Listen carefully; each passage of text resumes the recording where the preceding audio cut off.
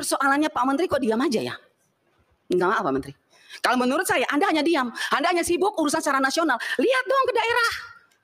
Ini banyak guru-guru yang lulus passing grade Pak menangis. Karena apalagi Bu, mereka dengar katanya tanggal 13 ini ditutup ya, Bu Nunu ya. Ditutup. Mereka bilang, Ibu kalau sudah ditutup maka nasib kami seperti apa? Kami harus tunggu tahun depan lagi. Kalau daftar tahun depan lagi turun dari P1 ke P2 lagi.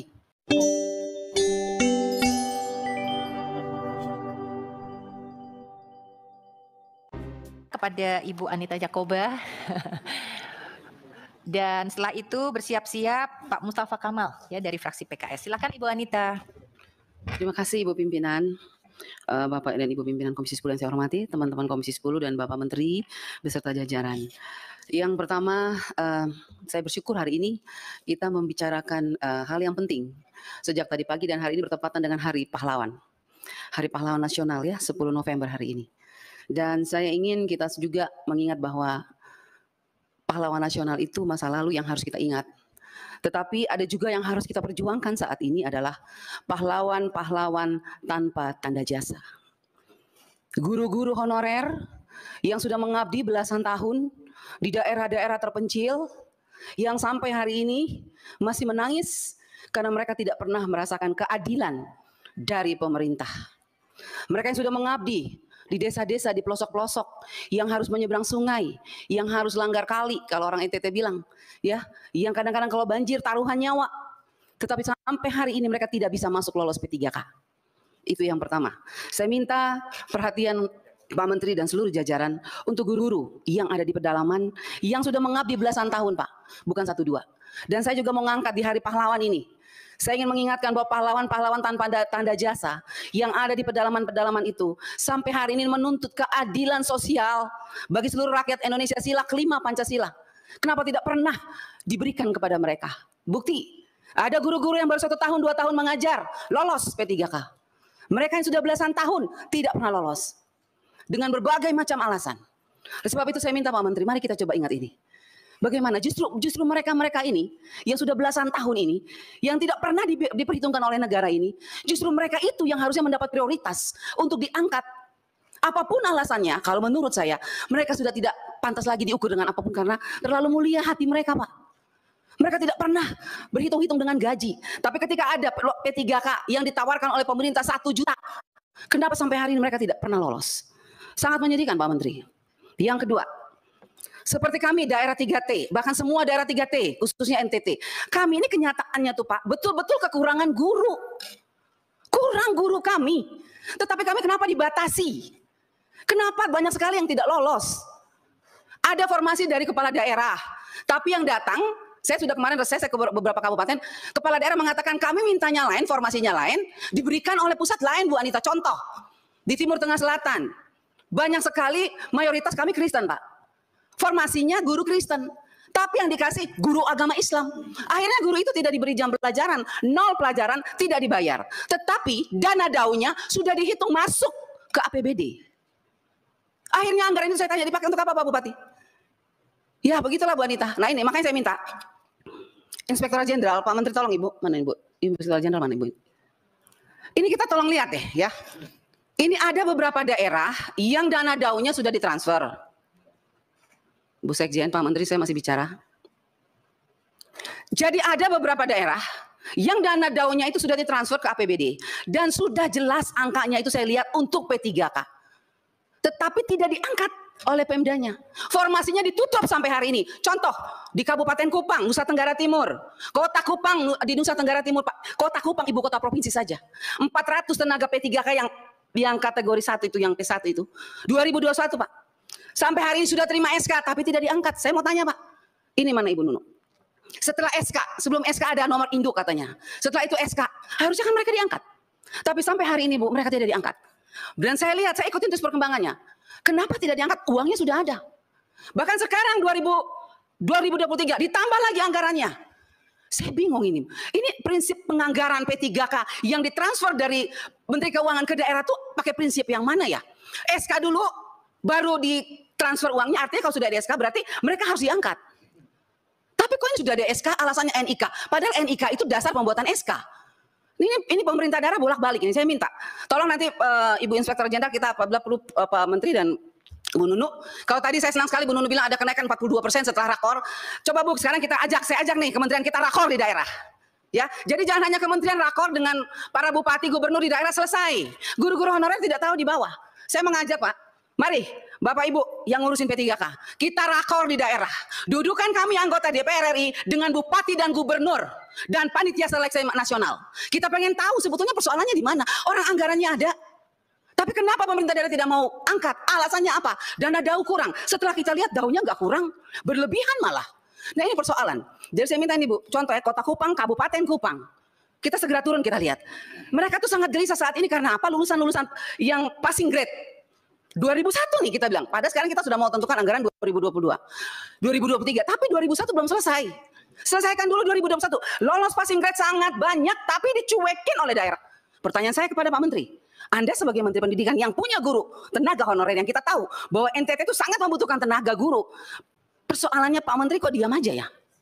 Enggak maaf Pak Menteri. Kalau menurut saya Anda hanya diam, Anda hanya sibuk urusan secara nasional. Lihat dong ke daerah. Ini banyak guru-guru yang lulus passing grade Pak menangis. Karena apalagi Bu, mereka dengar katanya tanggal 13 ini ditutup ya, Bu Nunu ya. Ditutup. Mereka bilang Ibu kalau sudah ditutup maka nasib kami seperti apa? Kami harus tunggu tahun depan lagi. Kalau daftar tahun depan lagi turun dari P1 ke P2 lagi. Padahal mereka lulus sekarang nih. Nah jadi saya minta tolong Pak, kalau bisa untuk kita selesaikan masalah di daerah, saya minta untuk tanggal pendaftaran yang batas tanggal pendaftaran pendataan ini tanggal 13 saya minta diperpanjang. Kita selesaikan masalah, kita jangan lompat nggak jelas Pak. Saya minta diperpanjang, bila perlu Bu pimpinan, melalui pimpinan, saya minta Bu kita harus undang tuh Panselnas tuh. Duduk Bu kita bicara bagaimana sih mereka transfer uang. Kok enak sekali bupati, gubernur dan segala macam. Kalau kita undang susah sekali mereka, tapi itu uang negara. Uang pusat yang harus kita awasi untuk tenaga P3K yang kita perjuangkan di sini. Kita capek berteriak di sini, mereka menangis di sana. Siapa yang diuntungkan di sini? Harusnya yang diuntungkan adalah guru-guru honorer, bukan pemerintah daerah atau siapapun yang terlibat di dalamnya. Oleh sebab itu saya mohon Ibu pimpinan kita harus segera panggil tuh Panselnas, panggil tuh BNPAN RB, Menteri Keuangan. Apa dasarnya mereka transfer? Sekarang mau saya dengar Bu, sudah ini awal tahun ini ditransfer lagi untuk P3K. Tapi diangkat-angkat enggak. Terus uang ini untuk siapa? Terus siapa yang mengawasi uang ini? Terus tangisan air mata P3K yang sudah lolos passing grade, siapa yang harus menghapus air mata mereka itu siapa? Kalau bukan kita sebagai wakil rakyat, kalau bukan Anda sebagai menteri, siapa? Hanya kita yang bisa. Jadi mari Bapak Menteri, saya minta kita bergandengan tangan, kita hadapi persoalan ini bersama. Kita turun ke daerah, kita tunjukkan sama P3K bahwa kita di pusat sudah berjuang. Siapa yang mempersulit mereka di daerah? Kalau memang bupati mengatakan dana DAU-nya kurang, suruh mereka buka. Berapa kebutuhan mereka setiap tahun? Ada tambahan atau tidak? Kalau ada tambahan ya itu untuk P3K. Apalagi sekarang P3K untuk 2023 dananya dikunci. Walaupun kuncinya terlambat. Karena 2021 itu tidak terkunci. Ini penting Bapak Ibu. Jadi sebetulnya kita ngomong dari tadi ini persoalan sudah ada Bu. Uangnya sudah ada di daerah. Cuman persoalannya kepala daerah tidak mau angkat. Alasannya dana DAU kurang. Coba hitung, saya sudah hitung. Kota Kupang ada kelebihan, Kabupaten Kupang ada kelebihan, tapi bupatinya tidak mau. Nah ini, jadi saya bilang gimana? Kita harus sama-sama. Dan saya minta Pak Menteri menjadi fokus Pak Menteri untuk menyelesaikan ini. Supaya Bapak juga jangan terlalu beban bahwa memang kesalahan bukan hanya pada pusat. Di daerah juga ada. Mari kita selesaikan bersama. Makanya saya usul rakor di daerah, ajak kami anggota DPR RI. Biar jelas, clear. Bila perlu dudukin itu DPR provinsi, DPRD kabupaten, supaya mereka tahu ini uang APBN yang berubah jadi APBD yang tidak bisa mereka pakai seenaknya, khusus untuk P3K. Yang saya dengar banyak permainan di daerah sekarang. Itu dana P3K dimainkan oleh mereka. Makanya saya kadang-kadang saya bikin kalau perlu kita pakai, minta KPK aja periksa kalau begini caranya. Sakit hati kita nih, kasihan guru-guru itu. Oke, lanjut. Itu untuk ini Pak ya. P3K. Mengenai ada Pak, ada juga terkait asesmen tadi Pak, daerah NTT Pak. Kami masih kurang jaringan, susah. Bagaimana asesmen melakukan di UNBK? Banyak daerah sekolah-sekolah yang berteriak tidak memiliki komputer tapi dikirim laptop. Ada daerah yang akses internetnya lancar, laptopnya tidak ada. Saya ada bukti Pak. Laptopnya itu ditumpukin setinggi gunung tapi nggak dipakai. Karena nggak ada akses internetnya. Itu seperti apa itu? Coba ya seperti apa itu? Seperti itu pertanggungjawabannya. Dirjen di Dasmen. Menit ya Bu ya, saya tambah 1 menit. Makasih Bu. Dirjen di Dasmen, NTT masih tinggi Pak buta hurufnya Pak. Saya kasih contoh di Sumba Barat. Kepulauan Sumba, Sumba Timur, Sumba Barat, Sumba Barat Daya, Sumba Tengah. Saya pergi tuh, saya kaget, sekdanya bilang, Bu, angka buta huruf kita masih tinggi lah. Terus anggaran-anggarannya gimana itu? Buta aksara segala macam itu bagaimana? Saya minta Pak ya, saya minta tolong saya diberitahukan, diberitahu datanya berapa anggaran yang di sana, yang seperti tadi Pak Ferdiansyah katakan benar. Actionnya apa? Kita dikasih tahu, kita jangan dikasih angka-angka Pak. Actionnya apa? Buktinya apa? Ya seperti itu. PIP masih banyak persoalan Pak Menteri, terima kasih. Kementerian kemarin sudah tiba-tiba turun melakukan audit dan melakukan sosialisasi program Indonesia Pintar.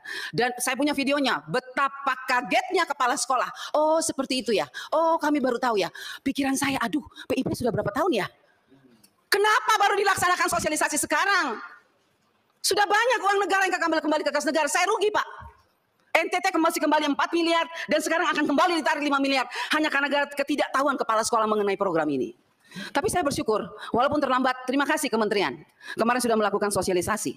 Dan terima kasih juga untuk Ibu Irjen sudah menurunkan auditor ke NTT hampir 80 orang. Semoga semuanya diaudit. Dan rajin-rajinlah turun Bu Irjen, turunkan anak buah Ibu Irjen untuk melakukan audit. Supaya jelas, tahu segalanya. Sudah kok. Terakhir Pak Pimpinan, tunjangan khusus Pak untuk daerah terpencil masih belum cair sampai saat ini. Tunjangan khusus daerah terpencil, tunjangan khusus daerah terbelakang, tunjangan khusus apa tuh namanya, apa tuh dikatakan biasanya apa sih? Khusus untuk guru-guru yang di daerah perbatasan itu Pak. Ya, apa? Penghasilan apa terpencil itu ya, dacil itu. Dan terakhir Bu, saya berharap kita bisa panggil yang saya bilang tadi Bu, kita panggil Panselnas dan Menteri Keuangan Pan RB dan Ibu Pak Menteri dan Ibu Nunu. Saya undang kita segera rakor Bu. Saya usulkan rakor di Kota Kupang dulu, di kabupaten terus kita terus ke sana supaya selesai masalahnya. Terima kasih pimpinan.